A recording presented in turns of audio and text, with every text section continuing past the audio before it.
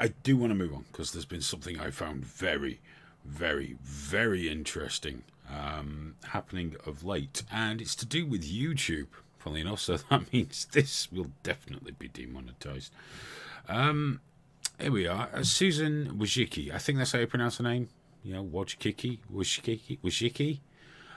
She's the CEO of YouTube, and she's been promoting a new commitment to openness and responsibility on the platform, saying we have to allow things that people don't like to promote freedom, to promote all the stuff, you know, that we might not want to hear. We can't see it, Aiden. We can't see it. I've already fixed it. You just keep quiet. All right, sorry. Shh. I'm on it, dude. I'm on it. It's okay. I just didn't press the browser button. It's all right. We're good. We're good. So yes, YouTube has written letters inviting people to come back to the platform, to be controversial, and there's a commitment to openness. And she says a commitment to openness is not easy. It sometimes means leaving up content that is outside the mainstream, controversial, or even offensive.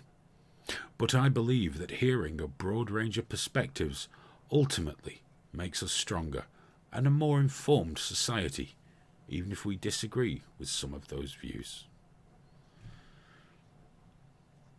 The same day, she put that post up, two apparently far-right YouTubers based in Europe were removed. One of them was called Iconoclast, who promoted conspiracy theories about white replacement in Britain. And the other was Martin Sellner, who apparently was connected to the Christchurch mosque shooter prior to the massacre. I think that's a little tenuous, but okay. So the day that she said we need to allow things we find offensive to be removed, but it didn't end there. This is where it gets really interesting. You see, InfoWars, well, the War Room, Owen Schroyer's program on InfoWars, was unbanned. It was unbanned, and he made a video about it. We're getting through. We're back. InfoWars is back. I believe it was just the War Room. Now, I've been on the War Room once. Really probably shouldn't have bothered. But regardless, he was going to come on this show as a guest. But after that interview with him, I just couldn't be asked. I realised there was nothing really there. But he does well. The War Room does well. I've not seen any of their stuff since it sort of vanished. I occasionally catch them on Live Leak, but not much. I don't seek it out. Kind of miss Alex sometimes because he used to make me fucking laugh. But they were back. They were back on YouTube. And then just a matter of hours later, InfoWars kicked off YouTube again, 2 days after the platform's CEO made a statement supporting controversial content. So yeah, Owen, there he is. Owen, bless him and his beard. He was going to be allowed back. He was back. He was broadcasting. He'd uploaded videos. In his tweet there, you can possibly just make it out. Let me make it a little larger for you there. YouTube announces InfoWars ban is lifted. Look, and he made a little video. What is this? YouTube's CEO, Susan Wojcicki, Oh, he's no better at it than I am. That's good. says it's more important than ever to let people upload anything they want. Important than ever to let people upload anything they want, even content. We're going to do it right now. How did I skip a minute and find that he was saying the same thing? And we're going to upload today's show. He's going to upload today's show, and he uploaded it, and then they were banned again. Now, the thing is, I think Alex Jones won the censorship cup. I don't agree with most of what InfoWars come out with. I think a lot of it's just ridiculously hot takes that they have to backpedal or ignore virtually no time later. However, I've never agreed with the deplatforming. I'm not comfortable with that. I'm not comfortable with deplatforming Martin Sellner. I'm not comfortable with deplatforming Gab. None of these things do I follow or support. Much of the content I find incredibly hateful. However, I'm very uncomfortable with deplatforming. I think in some ways this was a really fucking shitty thing to do. Ban them, ban them. Don't let them back knowing exactly the content they'll put up and then reban them for it. Now, I think that the likelihood is that there was more of a screw up here, to be fair. I think somebody jiggled when they should have joggled. But they got it up overnight. But of course, the account was promptly moved when Vice News decided to rise. When Vice News, they're out there with BuzzFeed, about as attractive as finding sores on your genitals. As I've said before, BuzzFeed, Vice News, aids of the internet. They really, really are. Regardless of InfoWars content, there's no need to deplatform them, is there? Alex Jones says stupid shit. We know. We know. But his followers are going to listen to him anyway. And people that don't follow him but just watch it for shits and giggles aren't falling for it. And now you got things like, I think, is it Instagram? They're going to reroute all searches on vaccination to pro-vaccination. Now, as many people know, I think anti-vaxxers are fucking idiots, okay? Plain and simple. I think it's fucking stupid to ignore all science because you believe it's all a conspiracy, but you'll listen to a fucking chiropractor on YouTube. I think it's irresponsible.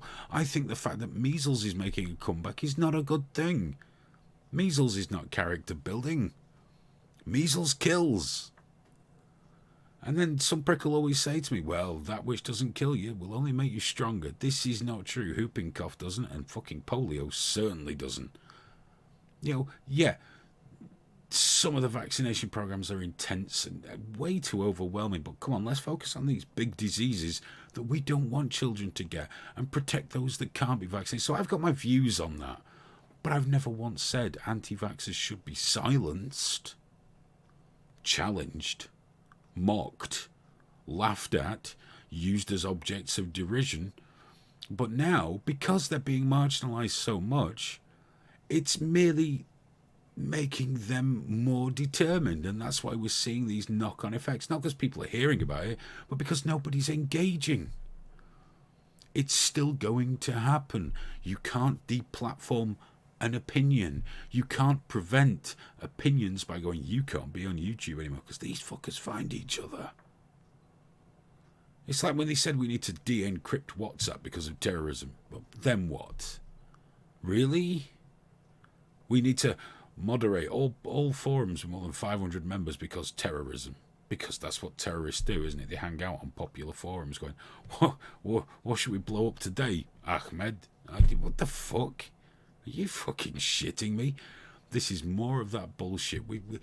There's a massive, massive issue now with pressure from advertisers on all platforms to cleanse platforms of things that people find challenging. Not genuine hate speech that encourages violence or things of that nature. That's much more easy to debate, but just general shit they find uncomfortable. They want it quashed or they will remove their advertising. No advertising, no platform. YouTube could fight far harder against this because of their massive wealth, but they're not. And if they won't fight harder, smaller platforms can't fight harder. Because no one gives a fuck if they vanish overnight. And right now, those platforms are the ones where InfoWars can go, where other marginalised people can go. That's why they're going to Gab. That's why they're at the BitChute, Minds. That's why they're on these places. And now the move is to shut them the fuck down. And all these virtuous pricks like Vice and those who agree with them clapping their fucking hands because InfoWars are banned. What are you going to do when it's a load of milky toast shit online and you're just watching Disney shit 24/7? Will you have found the peaceful utopia you dream of, where everyone's woke and everyone gets along and no one says anything nasty? Because if they do, We destroy their fucking lives and terrorise their families because we're right. Fuck that. Let InfoWars back on YouTube. I know it's YouTube's decision, but for fuck's sake, just put them back. Dude, where are you on this one? Well, look at it this way. Donald Trump saved Twitter. Twitter was flailing, wasn't making a penny. There was a massive issue with Twitter for years in that everyone was on it, but it didn't make any money. And Donald Trump's on there, stirring it up, causing loads of shit, upsetting people, but he's getting people on there. People go on to see what he's saying, to see how people are reacting. He's phenomenal for that platform. They'd never block him. They'd never ban him, even when he crosses the line, which he does. Now, what I think is YouTube has a similar selling point. You know, people don't go on YouTube to watch Jimmy Kimmel. They go on YouTube to go into a rabbit hole. They might one night decide, you know what, I'm going to watch a load of fucked up shit that Alex Jones has said. You know, and it should be there. And you've got to trust people to understand what it is. If someone's going to be radicalized by Alex fucking Jones and do something dangerous, it was going to happen anyway. It was going to happen with a book. It was going to happen with just watching CNN. It was going to happen. Because here's the thing, man. All those other news organisations get it wrong just as much as he do. Oh yeah. And they've got less of an excuse because they actually employ fact checkers. They actually have the staff needed to put this information out properly. And they're not doing. And for me, it's the bias, isn't it? Like, Alex Jones was never a conservative. He gets labelled far right. I mean, he's just an anti-government. You know, he used to be. He used to be until Trump came along. Yeah. But even with Trump, that doesn't make him far right. Just supporting him. Oh no. But here's the thing. Now he's been labelled conservative. That's it. Now he's got the bias against him. I mean, look at what's his name? The guy from Young Turks. What's his name? Hassan... Chunks Bunker. No, the Hassan Senk's nephew. He was saying the other day about, like, you know, Dan Crenshaw, the Republican guy who's got one eye missing. Yeah. He was going on about how he got his eye... he lost his eye to some mujahideen, some brave soul. He called him a brave soldier. But then, which is like, all right, that's a bit of a hot take. But then he's like, didn't he fuck your eye hole with his dick and stuff? And it's like, dude, you know. But you know, he doubled down. He put tweets out saying that he was crying on thingies on Joe Rogan's podcast over it. He wasn't crying. But here's the thing, man. Cenk's nephew, he's not been banned, and that's just as bad. If Alex Jones, and in fact, I've seen because they got that woman from Twitter to read out all the reasons Alex Jones had been banned, and not a single one of them was close to that guy from the Young Turks and what he did. We know how it is. There's no getting around this. They can deny it. They can say what they fucking like. Yeah. It's a war. Yeah. It's a war on everyone that isn't a woke fucking... I'm not going to say liberal because that's the wrong word, because there's nothing liberal about this. No. A woke fucking leftist fucking arsehole. You know, I mean, look at the response to Dave Chappelle's new stand-up. Now, I've watched that. It was fucking great. It was so good. It was really fucking good. And the response to it. And to top it all, they've shit the bed now about the Joker. The new trailer for the Joker. Oh, I've not watched that yet. Because he's clearly a white incel. Yeah. And this is what we need right now, isn't it? It's like, you know what? Go fuck yourselves, guys. It's the Joker. Please, can we just draw a line under this bollocks now? Because you people need to go in the fucking mincer. And that makes me a terrible far-right dictatorial person, but they do. They are of no benefit to society. The guy with the swastika tattoo screaming death to the Jews and blacks, he's of equal value to society as these people, in my opinion. I love it. It's 1 minute past midnight, and true to form, you've mentioned the mincer. As soon as we hit midnight, you're just like, all of them in the mincer. I've seen the list of tweets. Someone listed them. That would make it so handy if I ruled the world, because I go, yeah, them. Mr. Kilsey wants a clarification about Nathan Piker. He said he thought he got banned on Twitch. Yeah, he got banned for 7 days on Twitch. It's a slap on the wrist. But my point is... And that's If Alex, bullshit as well, because you get banned on Twitch for saying tits. yeah, You I know. know, But the point I was trying to make, and I'm sorry I wasn't clear enough on that, was, yeah, he said it on Twitch, so he got banned on Twitch. But the frame for Alex Jones, if Alex Jones had said it on Twitch, he would then be banned on Facebook and banned on Twitter and banned, PayPal then, and everywhere. yeah, PayPal and everything. That's the issue here. Like I actually think a 7-day ban is reasonable. They have to do something. He's there talking about, because ultimately in America, people are a hell of a lot more sensitive about the armed forces, aren't they? And so I get it. A 7-day ban, something public, fine, whatever. Nat Lynch has just sent us £2, I did salute, but I didn't want to interrupt. So thank you No. very much, Nat. That's hugely I appreciated. do appreciate that. Mr. You know, say once says he wasn't aware it was 7 days. The thing Well, is, that's 'cause we're all get looking at the same thing. people getting get banned different on Twitch for all sorts, don't they? Yet once we accidentally broadcast an entire episode of the Live League show to the Game Face account, and we were fine. We were fine. Yeah. Well, it's not about actual terms of service violations, and it's not about actual conduct. It's about Vice and Vox and what Outrage. they say. Outrage. It's about the media machine we were talking about earlier in terms of Ilhan Omar. Like if you Google her name right now, it's all about what a victim she is. It's all about what they decide to put forward. I'm sure there's a couple of people from Vice or BuzzFeed that follow me. I'm going to have to try and wind them up. I'm going to have to try and wind them up. I'm going to have to get on their case. You've definitely got a couple of BuzzFeed people just waiting. I'm surprised none of What them more have do I have to say? What do I have to do, guys?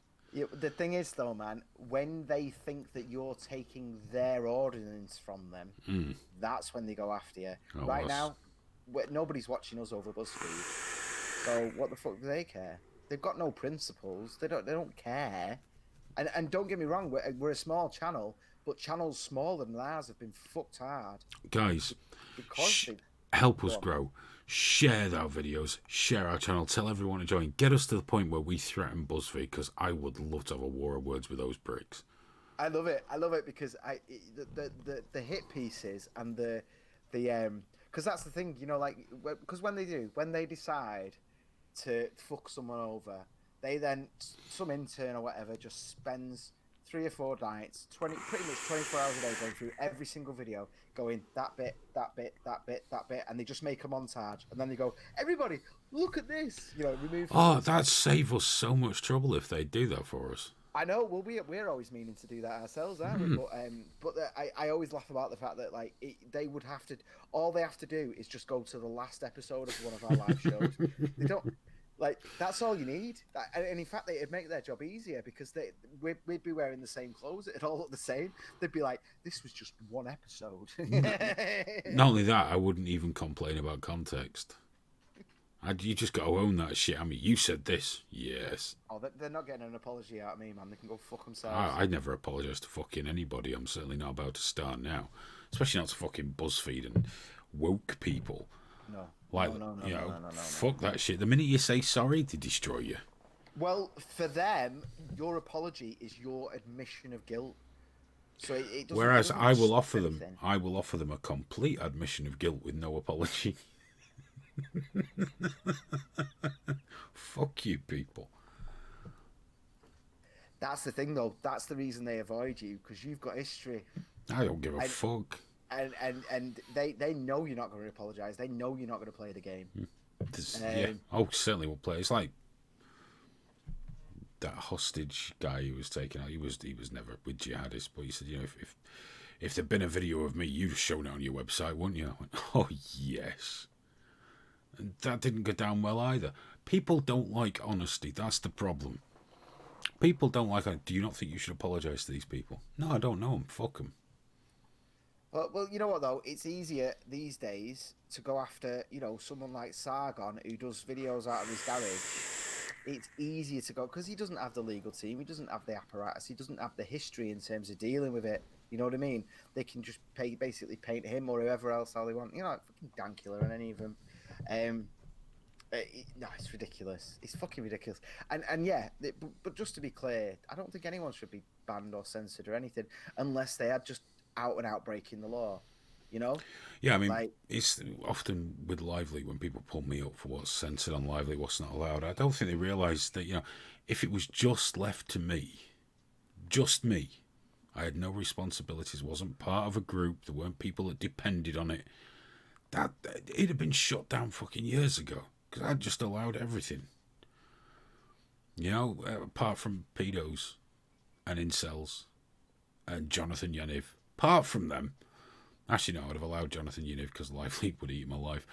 But it would have been fucking brutal. But that's why it's not left up to people like me. That's why you have groups, because I'd rather it was around for a long time. I'm too fucking impulsive. Way too impulsive. That's the thing, though, isn't it? Like, in terms of Lively is a home to, people feel comfortable putting certain things on there that they wouldn't put on YouTube because they know, they're gonna get in a load of shit for it or whatever. Like war footage, like people dying, like all the rest of it. Stuff that should be out there, by the way, completely, 100%. But obviously, then there's a balancing act with that. So the obvious one is, clearly it says no racial slurs or what, I can't even remember the word. Well, my take on it is that's an obvious one, though, isn't it? But my take's a bit simpler. Lively does what it has to do to survive. There will always be other sites because you can use more than one website. Exactly. Yeah. I encourage you to use more than one website at all times. Yeah. You can get your fix for anything. Don't ask for a one-stop shop. Isn't always feasible or possible, and platform owners have every right to have what they want on there. Your freedoms do not supersede their freedoms. When you get to the size of Twitter and Facebook and the influence they can have, you maybe got a bit of a different argument. But most platforms should be allowed to have whatever the fuck they want on there. And if it doesn't fit your needs, the entitlement culture fucks me off because it's like you must. Yeah. I want this. Well, there's a million sites. No, I want you to do it for me. My issue, though, is that there's a betrayal right now. Like, the biggest search engine on the planet is Google. The second biggest is YouTube. Yeah. And so it's like one company owns the first and the second biggest search engines on the planet. Alphabet, obviously. But the reason they got that big was the understanding that they are showing you an honest represent. That you are searching for something, and it is. I mean, do you remember in the day they all used to have names like Crawler and all that because it was searching the metadata. That was the understanding. Yeah. They became number one by the whole thing. Don't be evil, And then they've got to the point now, and I understand why. I understand that they've got pressures.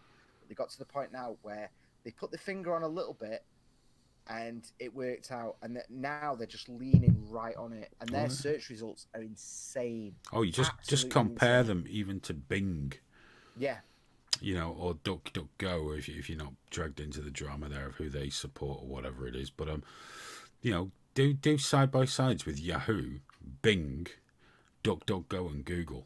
It's quite amazing the fact that Bing is a more open and honest search, and that's fucking Microsoft. It's crazy. But something needs to change, man, because it needs to be honest. They that much power can't be in the hands of so few people. It really can't. It's unsustainable. You could trust me with it. Look at the fucking state of us, man.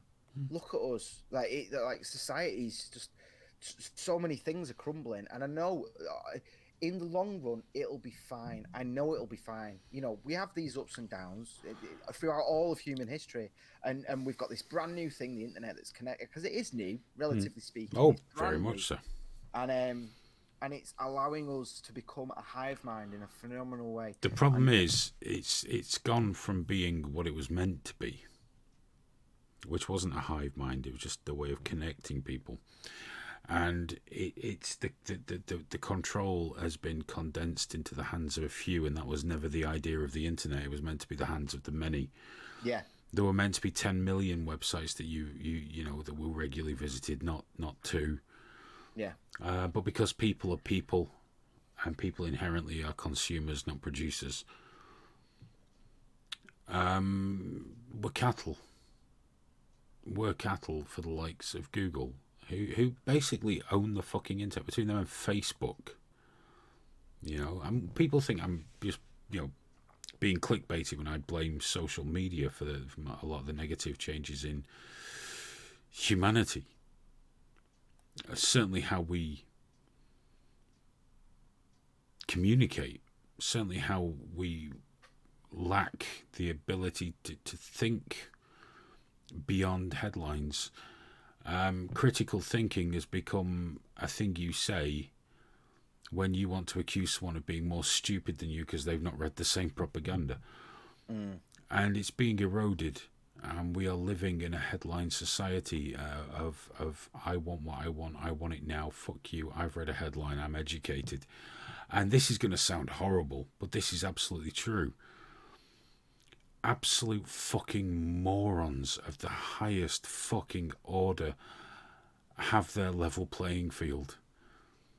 And they attract a lot of fucking morons. And those morons altogether just make one big fucking moron. And they're the loudest fucking voice. And we're in a bad way. And it's because of that. Because social media was created to siphon information with no thought given whatsoever to the impact upon the human psyche, upon people. And only now are they trying to consider that whilst sustaining their mechanisms, their machine for generating vast wealth at the expense of people, whilst trying somehow to pretend they care about people. The two cannot coexist. The two cannot coexist. Social media and public well-being cannot work together. Well, for me though, that, you know, and I understand why they're doing it and everything. I get it, but for me, it's the when they, and Twitter does the same thing when it removes things from trending. Facebook will ban you for talking about Tommy Robinson, etc., etc. The problem for me is, my perspective is, I think those things need to be on there. I think the thing that people are talking about the most, number one trending in the world, should be number one trending no matter what it is. It should be there, open and honestly. Yeah. And and then we can deal with the negative side of it. Then we can find a grammar. Then we can find, you know, because at the moment we're like, it's like when films were first invented and it was just pictures of trains and then people getting out of pianos and it didn't make any sense and it was shit and it was all, but you had to identify that to create the good thing. And I haven't got a fucking clue what comes out of this, because everyone hates social media, but it's not going anywhere. No. And no. I think the full ugliness of it needs to be on display. You've just got this techno-fascism, haven't you, where you've got this veneer of everything's fine. Oh, well, we're just stopping hate speech. And less people are buying that by the day. But I don't think, whatever the answer is, whatever the solution is, and there is one, no one person can come up with it. It needs to be a communal thing, you know? I could come up with it. The Mincer. The Mincer. In you go. In you go.